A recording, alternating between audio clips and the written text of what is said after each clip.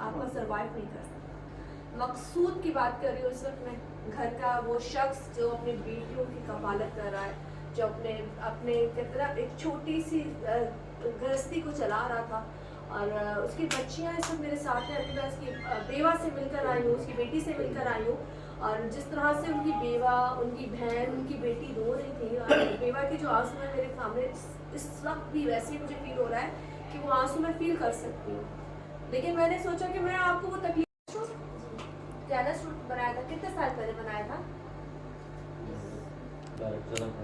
14-15 साल हो गए। तो आप अपने बाप का साथ देते थे, अपने बाबा के साथ बैठती थी? तो ये बकायदा मुझे दोपहर में छोड़ के जाते थे, मैं अपने भाई के साथ बैठती थी।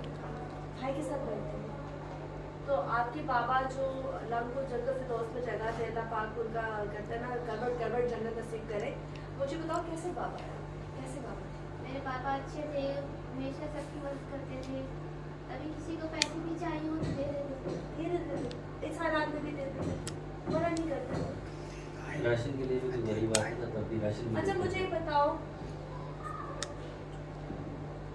मुश्किल वक्त है ये, बहुत मुश्किल वक्त है एक बाप से उसके मतलब एक बेटी से उसके बाप के बारे में पूछना और उसके बारे में डिस्कस करना। कैसे बाप थे वो ये खुद अपनी ज़बानी बताएगी। और इकरा एक वो बेटी है जो अपने बाप का सहारा बनी थी और बनी है और बनी रहेगी इंशाल्लाह। इकरा मुझे बताओ उस दिन कौन सा टाइम था, कब का वाक़या है, क्या हुआ था, तुम्हें कैसे पता चला था? 7:30 बजे के टाइम था। अच्छा शाम को, सुबह, ठीक है। सुबह घर से निकलते थे नाश्ता करके, फिर क्या हुआ? नीचे दुकान खोले थे तो 2 डकैत आए, पीछे से चोरी करके आए थे। हाँ फुटेज देखी मैंने। उन्होंने पीछे से शोर मचाया तो मेरे पापा दुकान खोले थे, उन्होंने बस शोर की आवाज़ से पीछे मुड़ के देखने लगे थे तो उन्होंने फौरन फायर मार दिया। अच्छा फौरन फायर मार दिया? ये मुझे पकड़ने लगे। तो आप घर में थे उस वक्त? जी मैं घर में थी, उस वक्त मैं उठी थी तो फौरन एकदम फायर की आवाज़ आई, हम लोग डर गए, हमने कहा था फायर करेगा, हम फौरन नीचे भागे, मेरा भाई तो स्कूल के तैयार होना था, वो भी ऊपर से नीचे भागा फौरन, हम लोग नीचे गेट तक पहुँचे थे तो फिर नीचे जोर से दरवाज़ा बंद किया हमारा। क्या अबू को आपके मार दिया? आपके अबू उस वक्त हयात थे जब आपके जी वो होश में थे अपने, मेरे चाचू भी थे, वो भी पहुँच गए थे उधर, तो उनको जब अपनी जेब से चाबी निकाल के दी, जाओ भाई निकाल के लाओ। हमारे अबू ने तुम्हें कहा, बाप चाचू को बोला, ठीक है, उनको बोला चाबी लो, भाई निकाल के लाओ, पट्टी करवा के आनी है। अच्छा वहाँ मेरे पापा के फौरन दौड़ के आ गए थे, उन्होंने मैं अपने को पकड़ लिया और फौरन उसकी टांग दबाई, मेरे भाई ने टांग दबा के रखी है, तुम भी पास ही थी? मैं जब तक पहुँची थी तो फौरन ले गए थे। लोग आगे कहाँ के रहने वाले थे वो भी डिस्कस करेंगे उनके भाई से, लेकिन यहाँ से हम एक ब्रेक की तरफ जा रहे हैं और यहाँ पे मैं इकरा के साथ मौजूद हूँ। ये उनकी 2nd नंबर की बेटी है और जो उनके लिए बेटा है, जो उनके घर का कफालत जो करते हैं, साथ दुकान पे काम करती थी ये और भाई दोनों बाद में दुकान संभालते थे। ये होती हैं बेटियाँ जो अपने बाप के शाना पर शामिल कर देती हैं। लेकिन यहाँ पे बाप को लूटने वाले, मारने वाले इस वक्त कुछ तो गिरफ्तार है और कुछ मफरूर है, तो उनके लिए छापे मारे जाने। लेकिन एक बात करेंगे ब्रेक के बाद, जब ब्रेक से वापस आऊँगी तो यहाँ पे मैं ज़रा आपको एक साहब से मिलाऊंगी, वो क्या रखते हैं केस के बारे में। जो आज मुझे लगता है कराची में अब हर तीसरा चौथा घर इस लपेट में है और आप बहुत से घर, बहुत सी जिंदगियाँ खा दिया। हम अब ज़रा आगे जाएंगे, बेटा ज़रा माइक आगे दें। अस्सलाम वालेकुम। मैं आपका नाम पूछ सकती हूँ? ताहिर। और क्या करते हो मकसूद भाई के? भांजे। तो यहीं कहीं करीब ही रहते हो? अच्छा यहीं करीब ही रहते हो। तो ताहिर मुझे आप पहले बताओ, अपने आप उनके भांजों बहुत ही क्लोज रिश्ता है, कैसे मामूल? बहुत शायद दुनिया में किसी के ऐसे मामूल नहीं है। जी। आज तक दोस्त भी थे, मामूल भी थे, आज तक किसी इंसान को उनके राशन लेने भी आया, किसी को मना नहीं किया। अच्छा मतलब उन्होंने पुलिस केस की कि उस पर हाथ भी नहीं डाला था, मगर बासी वालों ने बहुत कोशिश करी थी, मगर उस टाइम मामूल जो है दुनिया से जा चुका है। अच्छा मगर ना भी यकीन होता है ना उस टाइम यकीन हो रहा है। जब तुम्हें पता चला, अब तुम्हारे मामू तो आप लोग कह रहे हैं कि ब्लड की वजह से बेहोश हो गए थे, लेकिन एंड टाइम पे तो बात भी नहीं कर पाए होंगे? नहीं बात नहीं कर पाए, सिर्फ हमारा भाई छोटा उनके साथ था, उनको उन्होंने बोला तुम्हें ड्रामेगिरी नहीं करनी, स्कूल जाना। अच्छा वो बाहर काम करते हो, तुम भी दुकान लगाते हो, उनकी भी शॉप थी, इस तरह जितने भी मर्द बाहर काम करने हैं उन्होंने बाहर ही काम करना है, ये कैसे कंट्रोल होगा? मेरी तो अपने बड़े जो वज़ीर आला और ये बड़े अपने हमारी एजेंसियों के बड़े लोग हैं, डीजी साहब है, डीआईजी साहब है, उनसे गुजारिश है ऐसे लोगों को गोली मार देनी चाहिए। पकड़ के मार देना चाहिए। पकड़ के फौरन मार देना चाहिए, क्योंकि ये क्रिमिनल है, छूटते हैं फिर आगे वही काम करते हैं। इनका एक ही हाल है कि इनको शूट कर दिया जाए।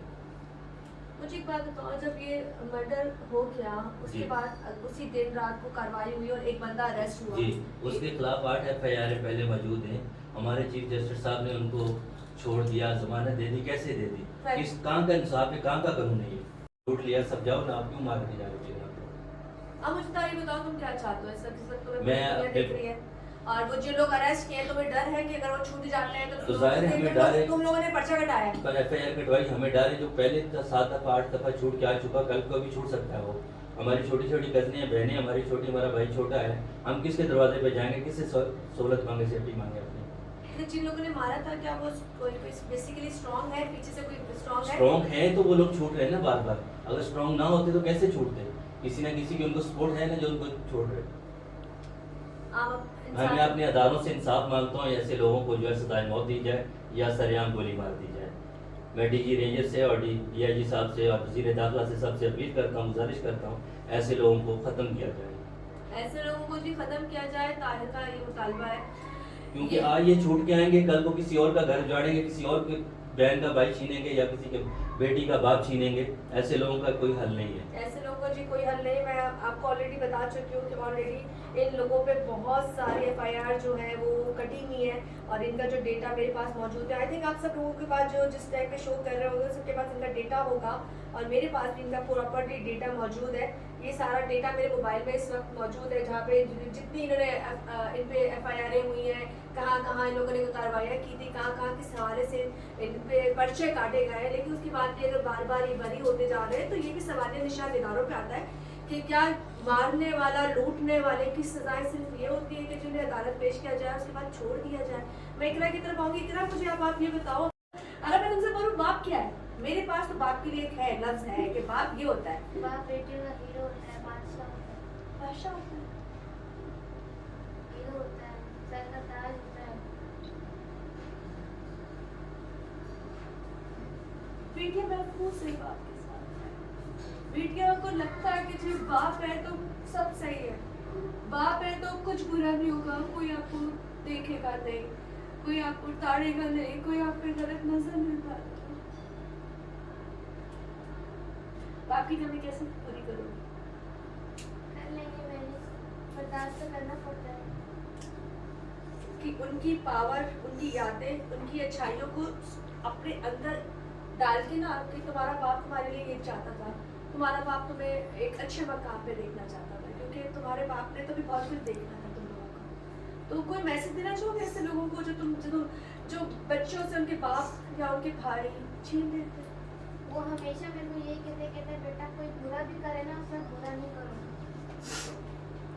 हमेशा उसको अच्छाई के साथ जवाब दो। अच्छाई के साथ अपने बाप की दुकान संभालोगे अब, जी हैं? वैसे ही घर के लिए लाओगे कमा के, जी, इंशाल्लाह। है ना? हमारा जहाँ मेरे बाप को मारा, ये चाहती हो, ये चाहती हो ये बाहर चौखट जहाँ पे आदमी को गोली मारी गई है वहाँ पे लाया उनको जाए? इब्रत का निशान बनाया जाए सबके सामने, ताकि आगे आने वाले किसी को भी जरूरत ना हो। तुम चाहते हो जब अदालत में फैसला हो, उनको सजा हो, तो तुम देखो उनको अपने सामने अपने बाप के कातिल को। उनके जो भाई को ही पकड़ो, उनके भाई को भी ना छुड़ा जाए, क्योंकि वो हमारे लिए सेफ नहीं है। तो वो बोलेगा मेरे भाई को उन्होंने मारा है, क्योंकि हमारे लिए सेफ नहीं है, उनके भाई को भी मारा जाए, अरे इतनी या तुम्हें उनके भाई को सजा दे दी जाए। सख्त सजा दी जाए, उनको छोड़ा ना जाए। कोई फोन आया, कोई पैसे की डिमांड की उन्होंने कि आप हमसे पैसा ले लो, कोई सुलह कर लो, कभी अगर ऐसा हो तो करोगी? अगर वो बोले जी हम आपको लाखों देते हैं, हम आपको करोड़ देते हैं, 50 लाख पैसे देते हैं, देने से हमारा बाप वापिस आ जाए ना।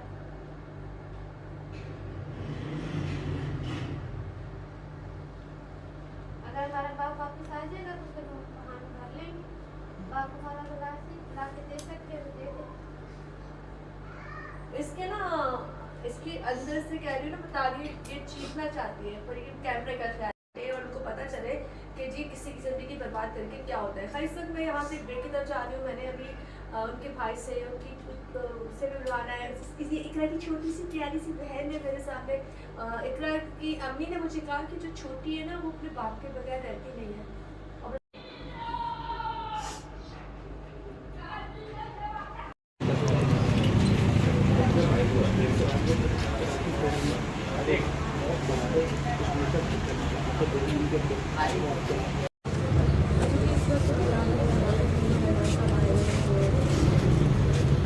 ताज़त करने के लिए आए हैं, आपको एक दिखा दिया जाए।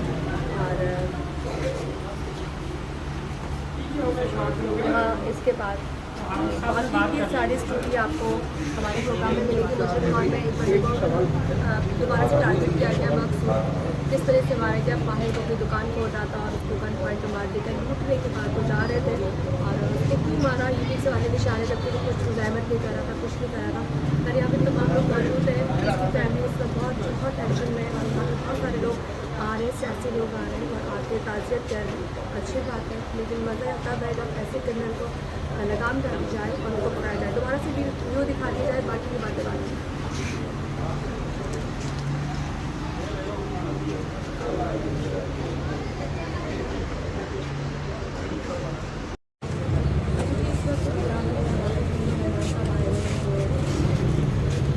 ताज़ियत करने के लिए आए हैं, आपको एक दिखा दिया जाए।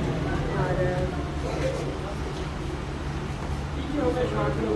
इसके बाद बाकी की सारी स्टोरी आपको हमारे प्रोग्राम में मिलेगी। दूसरे हॉल में एक बंदे को दोबारा से टारगेट किया गया मकसद किस तरह से मारा गया। बाहर को अपनी दुकान को उठा था और उसको गन पॉइंट मार देकर लूटने के बाद वो जा रहे थे और उसको क्यों मारा ये भी सवाल निशान है, जबकि वो कुछ मुजाहमत नहीं कर रहा था, कुछ नहीं कर रहा था।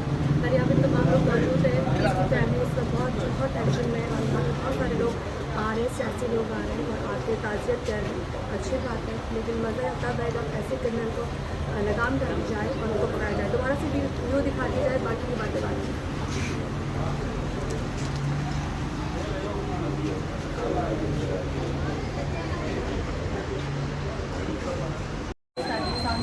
और यहाँ पे लोगों का आने का सिलसिला जारी है। हमें सबसे अच्छा तो शायद बात ये लगती है जब इस तरह की वाक़यात होते हैं और वहाँ पे जब हमें वो लोग नज़र आते हैं उनका बारे में हमें बताते हुए खुशी होती है, क्योंकि हमारे मुल्क के बड़ा पॉजिटिव उनका एक अमल है हर लिहाज से, चाहे वो सियासत हो, चाहे वो इखलाकियात हो, चाहे वो कोई भी हमारे मुल्क के पर कहते हैं मुश्किल वक्त जितने भी पढ़ रहे हैं आज के स्टेज।